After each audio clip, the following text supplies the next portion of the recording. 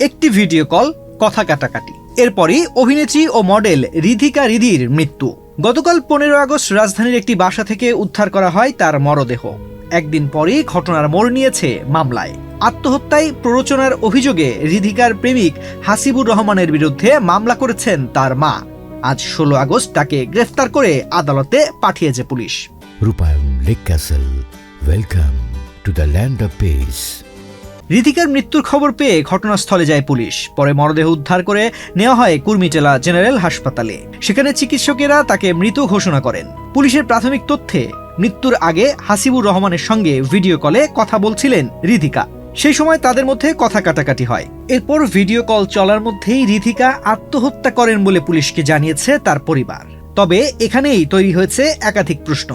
কি নিয়ে তাদের মধ্যে কথা কাটাকাটি হয়েছিল, ভিডিও কলে ঠিক কি ঘটেছিল, আর সেই ঘটনার সঙ্গে রিধিকার মৃত্যুর সম্পর্কই বা কতটা? এসব প্রশ্নের উত্তর এখনো মেলেনি।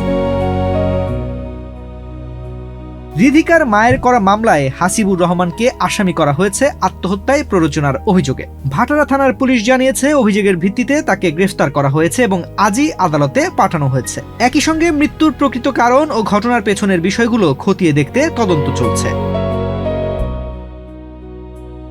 মডেলিং এর মাধ্যমে সবিজে পরিচিতি পান রিধিকা রিধি। এরপর অভিনয়ে নিয়মিত হয়ে ওঠেন। এখানে মানুষ বিক্রি হয়, বহুরূপী, ডাবল হানিমুন ও সুন্দরী সহ বেশ কয়েকটি নাটকে অভিনয় করেছেন তিনি। অল্প সময়ের ক্যারিয়ারে দর্শকের কাছে পরিচিত হয়ে ওঠা এই অভিনেত্রীর আকস্মিক মৃত্যু তাই নাড়া দিয়েছে শোবিজ অঙ্গনকে। আর এখন সবার অপেক্ষা, রিধিকার মৃত্যুর নেপথ্যে আসলে কি ঘটেছিল?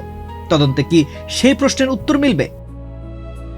তানজির রহমান, বিনোদন ডেস্ক, বাংলাদেশ প্রতিদিন।